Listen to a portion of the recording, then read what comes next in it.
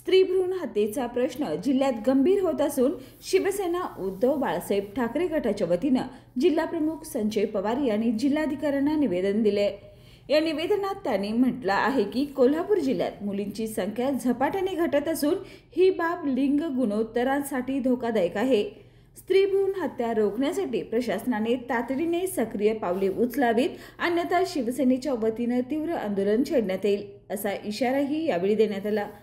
जिल्हा प्रशासनाने या मागण्यांचा सकारात्मक विचार करून कठोर अंमलबजावणीसाठी पुढाकार घ्यावा अशी विनंती निवेदनाद्वारे करण्यात आली आहे। बाळ, फ्रीजमधून श्रीखंड काढ ना। आम्ही पूर्वी घरीच बनवायचो श्रीखंड, त्याची चवच वेगळी होती। आता काय सगळं रेडीमेड। आजी, हे श्रीखंड खाऊन बघ। आज तुझ्या आईनं घरीच बनवलं की काय? हे आहे गोकुळचं श्रीखंड, अगदी जिभेवर रेंगाळणार। जिभेवरच नाही तर मनावरही रेंगाळणार। गोकुळ श्रीखंड।